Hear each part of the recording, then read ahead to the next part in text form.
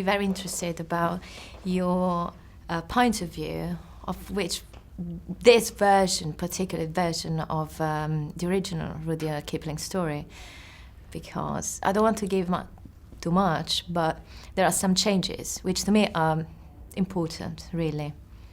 What's your vision?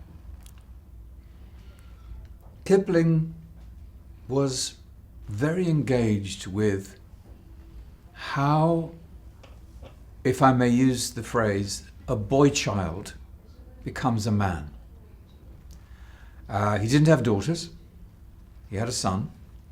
Tragically, his son was killed in the Battle of Loos in 1915, his only child. He was 18.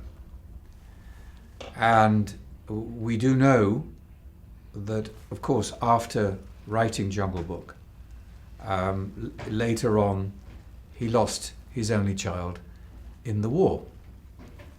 And I also know that Kipling felt that a military career for a boy was quite glorious.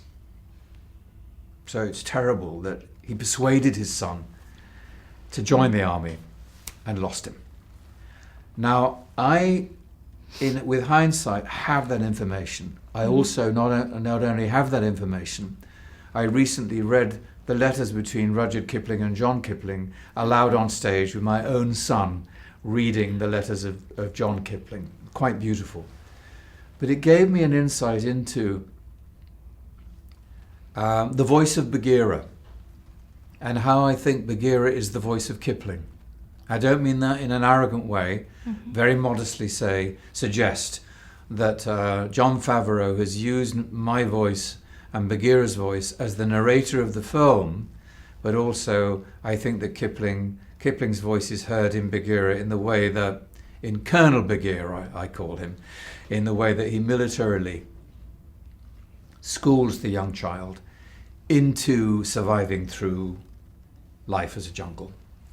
That's interesting, actually very interesting, because I didn't know about the letters. I didn't know, honestly, but I had this impression myself, but it came also from even the first Disney film, which even if it was a cartoon, it was very much that Bagheera was the real father to Mowgli, and I was anyway. So how did you approach yourself as an actor? Because you're not, you're only giving your voice, but you can't move, which I guess for an actor is a bit frustrating, maybe? It's very releasing to only use the voice, because you transcend the limits of your own physical silhouette. I don't have 4 legs. I don't have a tail. I'm not covered in black fur. But I think Bagheera would like to be portrayed as a military man.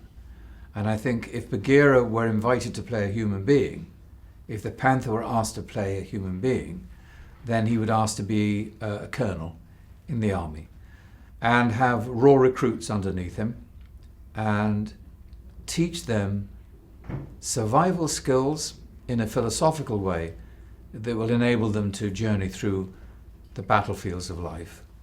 So it was for me very liberating to get inside the human side of Bagheera and be Colonel Bagheera with my young recruit Mowgli.